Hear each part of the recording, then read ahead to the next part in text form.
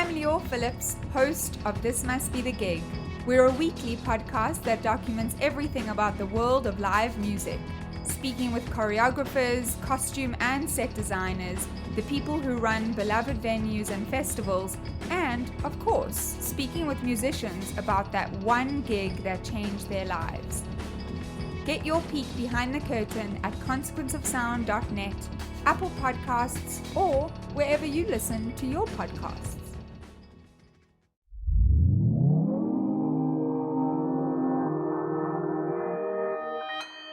Consequence Podcast Network.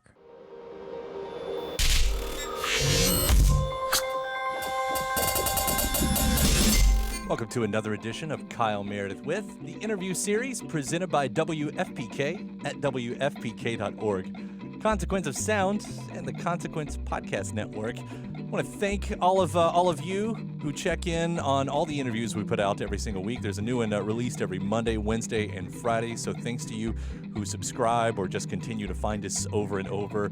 In fact, worth mentioning, if you're not a subscriber, I do hope you take that moment. So it will make the whole process easier. Just go to wherever you get your podcast from and hit that subscribe button, and we'll give you those new episodes to you weekly. You can find us at iTunes, Apple Podcast, at Spotify, YouTube, or any of the other places. I'm Kyle Meredith, and today my guest is one of my all-time favorite songwriters, Laura Marling. She is back with a new record called Song for Our Daughter. It's sort of a surprise record. She had talked about it in a few interviews that it was done, but suddenly she's like, oh, and by the way, here it is. And it's absolutely gorgeous because that's what she does. That's what Laura Marling does. It's a gorgeous record, and I get the privilege to hear all about it.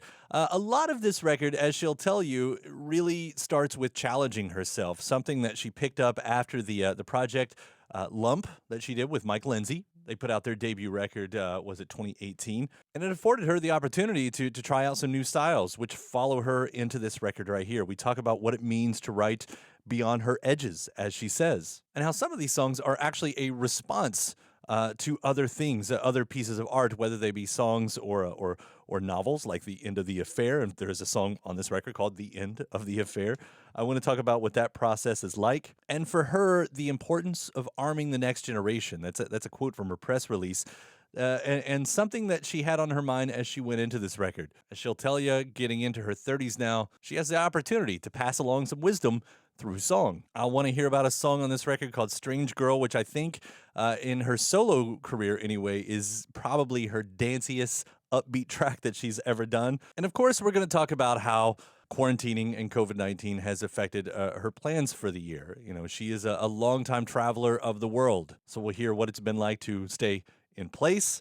Although she did make it to Australia just in the nick of time before all of this happened. Of course, she was in Australia post-wildfire, so that has its own story. And if you're following her online, she's been giving guitar lessons. She calls it the Isolation Guitar Tutorial, so we'll hear about that as well. So without further ado, let's jump into this, talking about the record Song for Our Daughter. It's Kyle Meredith with Laura Marling. So we got a surprise new record. It is a surprise new record, right? Song for Our Daughter that you've talked about being done, but suddenly as everyone have been pushing the releases back, you said, no, I got this. Was there a reason for that specifically, or just how it turned out? I mean, it's just how it's turned out. This entire decision-making process has been less than 10 days, so it's all moving very quickly. But it did feel kind of... it felt that I saw no reason to sort of hold back on something that's done, you know, considering we might not be leaving our houses for a while. How has that been going for you? I mean, you're a longtime traveler. Every time I've ever talked to you, you know, it's usually been about what you're doing out in the world. How does quarantine suit you? It's not all that different from my life when I'm not traveling. I'm having, you know, to employ very strict routines, and that's kind of what I'm used to. Before all this happened, you did actually make a small tour out, right? You made it to Australia? Yes, thank God. I got to Australia. That seems like a million years ago already when I think about what Australia's gone through in the past few months. But what a time to be down there, too. Was the effects of what was happening down there, you know, post-wildfires, was that noticeable while you were there? Yeah, well, that was the predominant topic of conversation at the beginning of the 2 weeks. And by the end of the 2 weeks, we were trying to avoid mandatory quarantine, so it was quite a trip. What a time to just be working in this sense right here. And I'll get into the album here too in a minute, but I wanted to say I've enjoyed what you've been doing online in the meantime, because I know a lot of artists are trying to get creative with how they interact with their audience, and for you, you've chosen guitar tutorials. You've called it isolation guitar tutorials. Why specifically this route, as opposed to, a lot of people are just doing, I guess, the usual concerts? Yeah, I mean, I don't want to, concerts are great. I'm awkward enough on stage with an audience in the room, let alone just by myself. So I thought I'd spare everyone that. And I think from what I can see, the videos that people send me of them practicing the songs that I've taught them, I think they like to play them for themselves, which is quite sweet. And it's nice for me. I like to show people how to play the guitar, or my style of playing the guitar. I mean, you're an incredible guitar player. I know I'm not the first person to say that. I mean, you have such a unique style in what you do. If I'm a fan of your music. I've always been a fan of your music. I love hearing you sing. But even if you were an instrumentalist, if you were only you and the guitar, I think I would still be on board for every bit of it. There's so much melody that you put on those strings. It's incredible. Oh, well, that's really kind of you. Thank you. So I'm enjoying that too. I'll watch. I can't even try to do what you're doing on there. Like, I'm not even watching for the educational part of it. Well, you never know. If you've got a guitar, you should try. So you have this record, and it is, again, it's a wonderful record. It's called Song for Our Daughter. Going into this, I've heard you talk about a few different things, or I've at least read about you talking about a few different things about, how you approach this record.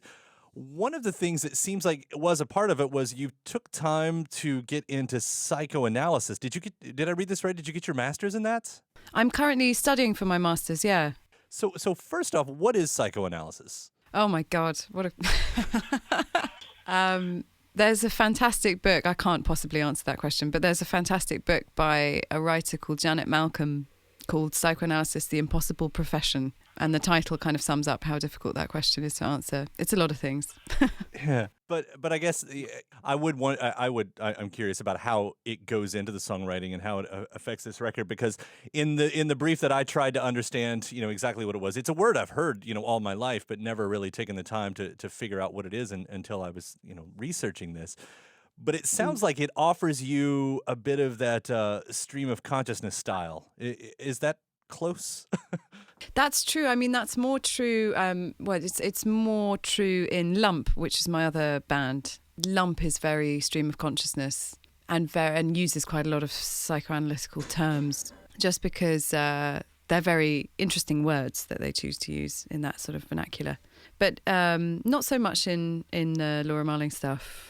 It's something I'm able to apply in retrospect. Not that I would recommend analysing my songs to anybody, but it's also an interesting sort of cultural perspective to have right now, given what the world is going through, to try and understand that from a psychoanalytic standpoint. Not that I have completed my master's, so I'm not totally able to do that yet, but it's a very interesting subject. I recommend looking into it. So then, what you have said then for this record, you did want to push forward, and I think you had said right beyond your edges, and I was wondering exactly what that means for you. Is it a sound? Is it a style, a lyrical beat? I mean, what is it, a new formula? What is it to write beyond your own edges right now? I think, well, yeah, for me, I think there was a certain emphasis put on the rhythm of lyrics for this album, which is this minor detail and not something that a listener should get caught up in, certainly. But I worked with a very brilliant British director we have here called Robert Icke, who's a theatre director. And watching him pull together plays and rewrite scripts was really fascinating, the pace and the rhythm of language that I hadn't really understood before. I mean, that's very Shakespearean, obviously. So I was considering that a bit more and how that can sucker punch you. It can get you in a way that if you structure them perfectly, the words can get you right where they need to. So yeah, I've been thinking about all angles of songwriting generally. It's a bit interesting how you talk about your lyrics and how they're perceived. I mean, sort of asking for people to stay a bit at an arm's length.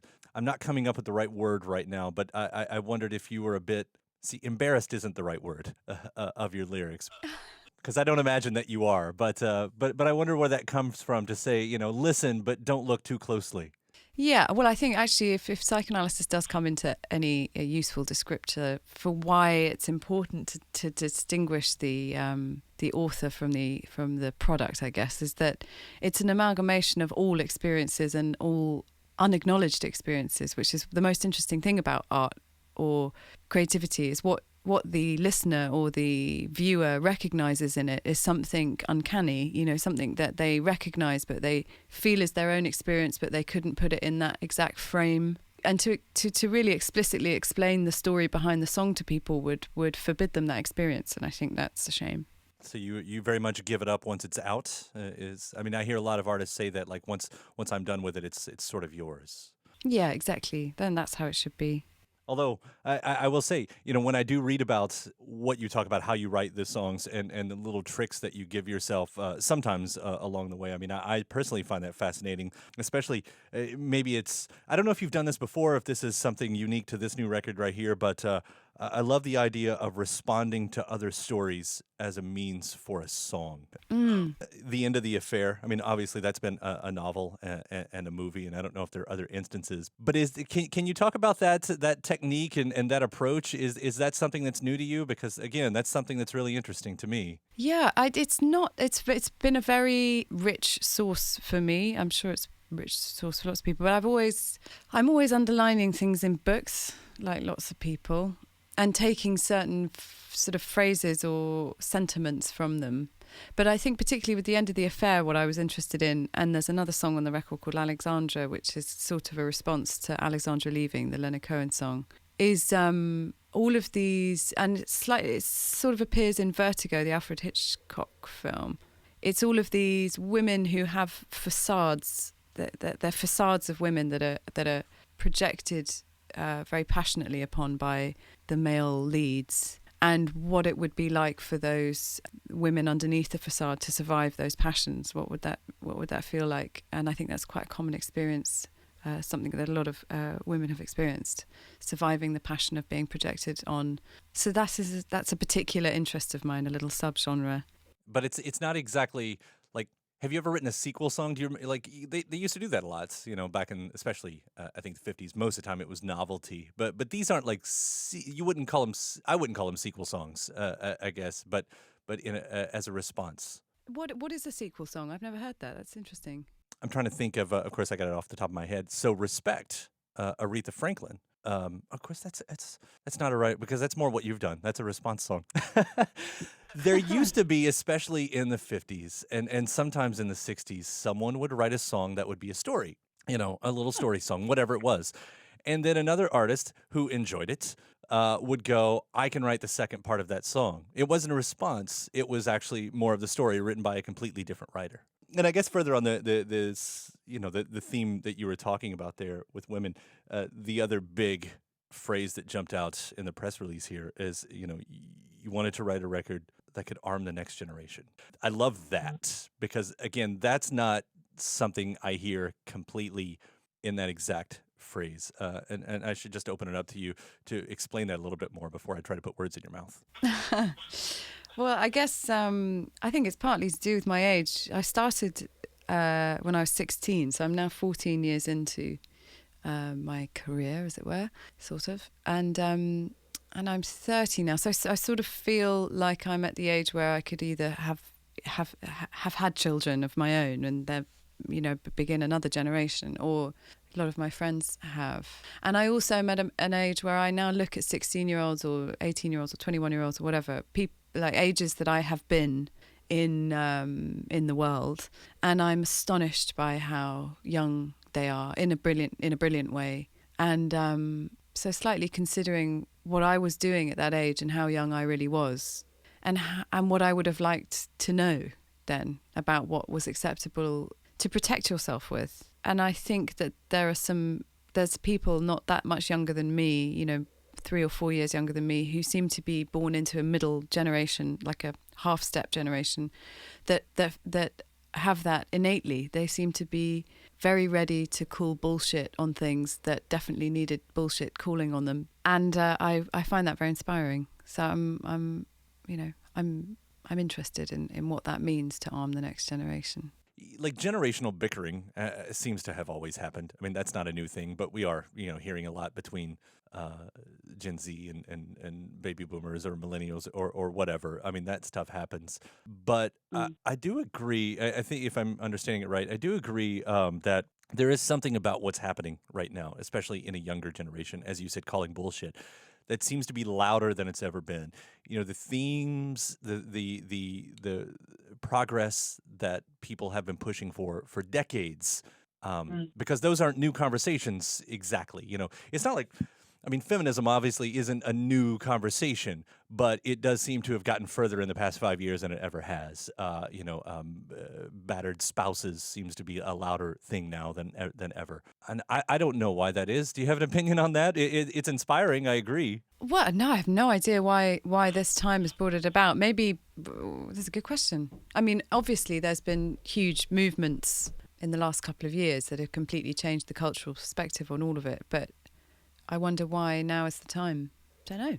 I've always kind of looked up to the generation above me to get some of those answers. So as you're saying, arming the next generation, it's probably one of the most important things I think a songwriter could do if that's the route they choose. So, that's not a question, but definitely a compliment. I'll wrap it up a bit on the lighter fare too. Well, first off, Strange Girl, there's so many great moments on this record, but I think that one stands out because is this possibly your danciest track that you've ever done as Laura Marling, not as like Lump or something like that? I guess, apart from Lump, I guess so. Yes, I'd say so. I didn't intend it to be. It just sort of came out that way. I don't know if was that inspired by anything in particular? I've heard you talk about sort of becoming a late comer to like Paul McCartney and stuff like that. I didn't know if that was that side of rubbing off on you, that pop side. Maybe getting soft in my old age. I guess it has that. It's got that kind of Paul McCartney, but also Paul Simon, me and Julio kind of vibe. I could completely go for a Laura Marling dance record at this point, if that's what it sounds like. It'd make my gigs more fun. If anybody ever plays more, that's a sad joke right there. Well, anyway, I can give you nothing but compliments. Song for Our Daughter is another spectacular, wonderful record that I always appreciate. What you're doing. And there's going to be more, right? You've already said there's already another Lump record on the way. Is that still the case? Yeah, there's another Lump record. I'm not sure when that's coming out at this point, but it's done. It's sounding good.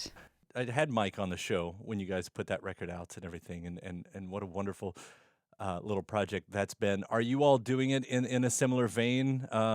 I guess the musical relationship that you all, the style that you all formed on that first one? Yeah, exactly the same. He writes all the music and I go in and sing over the top of it in a very short space of time. It's really fun. I'm looking forward to that one, whenever that might come as well. It's been a pleasure talking to you, as always. I hope we get to see each other again sooner than later, whenever that may be. But in the meantime, thank you so much for this record. A pleasure. Thank you so much. All right. It's been great talking to you. Take care, healthy, safe, all of that stuff. And we'll see you around. Yeah, you too. All right. Bye. My thanks to Laura Marling. Again, the new record is called Song for Our Daughter. It is absolutely wonderful. You got to check it out. Now, Laura and I have actually talked several times over the years, but I thought I would include the very first time we ever met. It was backstage at Bonnaroo back in 2012 as she toured the album A Creature I Don't Know. So even back then, we were talking guitar stuff, working with certain tunings, getting out of dark spaces, and her fandom for Neil Young. So we'll throw that one in as a bonus. It's a quickie. It's part 2 with Kyle Meredith and Laura Marling. It's great to have you here. Thank you. You're kind of post-set right now, right? Yes, straight off, fresh. You have such great skin complexion. It'd be easy for you to sunburn out here, I imagine. Well, that's why I've got my covered up. Yeah. No, this is great. All black and tennis shoes. Yeah. That's Usually fantastic. I've got netting as well. Yeah, that's a great fashion statement. You're on it today. That's great. It has been so cool to follow you this whole time. The debut album, I Speak Because I Can, A Creature I Don't Know. You're putting these out at a breakneck speed at this point. Do you have any sense of burnout yet? Like, is there a time that you're thinking, I got to take a year off? Well, I am taking 6 months off. I'm doing album number 4 at the moment, and then I'm taking 6 months off. But then I'll be really bored. I know I will. So wait, you'll do album 4 and then what, like just not tour, or Yeah. you got to go through the whole thing? So No, I'm not. I'm gonna have it done and then release it early next year, but take time off in the meantime. Well, good for you. So you're in the middle of it then. Yeah. Yeah. How's it going so far? I mean, are you feeling this one? Is it feeling good? Yeah, it's good. I'm doing it in a very laid-back way. It's just me and my producer Ethan, and just us in a very small studio, which is nice. That's not bad. And I know in the past you've kind of said like you love to grab that one tuning. You find a good tuning, and is that happening again? Or are you writing a record around a certain? Yes, I am. Yeah, in a C minor. I wish I knew what that sounded like in my head. Yeah. So, well, I should say why a C minor. What is it this time? Because most people don't work like this, you know. Well, I don't know. I think the C minor. Are you ready for a pretentious bomb? Lay it on me. Yeah, pretentious bomb coming. I think the C minor finds me rather than the other way around. Ah. I don't go looking for the tunings; they come to me. Oh, that is a good bomb right there. Well, no, in the last record you said too that you were you're kind of in a dark place this time around. Have you gotten out of that? Is there a bit more brightness in your life? Yeah, there's a bit more. Well, it's a constant battle between the two, between chaos and rigidity. I'm somewhere in between. It makes good art too. So depressing. Little heartbreak makes good art. Yeah. I appreciate your suffering. Thank you. I appreciate your suffering. Thank you so much. One thing I've been curious about, you're a Neil Young fan. Yes. You love Neil Young. Have you heard the new record, Americana? Yes. Do you have an opinion on it? Yes. Do I get to hear the opinion on it? No. I like it. Yeah, I like it. But it's very different. It's not at all what I was expecting. It's a bit different God than what he's Save the done Queen. lately and everything. And I think the most interesting thing about all of this is that Neil's Canadian, and here he is writing about American tunes and everything. And he spent enough time here, you know. Could you do something like that? I mean, could you do that with another country? Well, I'm secretly trying to. Well, I shouldn't say that. They'll never let me back in the country. No, I find something about American landscape very, especially lower west coast. Yeah. Very, very enticing. Yeah. Very understandable to me.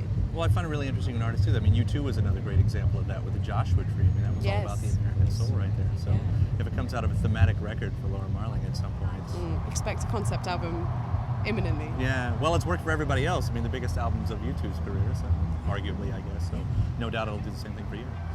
Great, I'll get on it when I get back. I'm looking forward to hearing this one, and have fun on that break. Thanks. I guess there'll be some vacationing in there, hopefully. Yes. We're just sitting in a dark room. Good mix of both. Yeah. All right, happy Bonnaroo. Thank you. You too. Thanks. Little quick bit of history there with Laura Marling back in 2012, backstage at Bonnaroo at that time. My thanks again to Laura with the new album, Song for Our Daughter, and thanks to you as well for checking out this episode right here. Again, if you're not already a subscriber, I do hope you get inspired to hit that subscribe button so you can keep up with all the interviews that we put out. A new one every Monday, Wednesday, and Friday. It really is a great way to keep up with your favorite artists and discover new artists and what's happening in the music world. Again, just type in Kyle Meredith with at Apple Podcast, iTunes, at Spotify, YouTube, or wherever you get your podcasts from, and we'll take care of the rest from there. After that, head to WFPK.org. That's where I do a show Monday through Friday at 6 p.m. Eastern. It's an hour full of song premieres and music news and anniversary spins and bonus interviews. Again, that's WFPK.org. Consequence of Sound has your music and film news. You can also find me on just about any social media platform at Kyle Meredith. And that does it for another edition. I'm Kyle Meredith. I'll see you next time.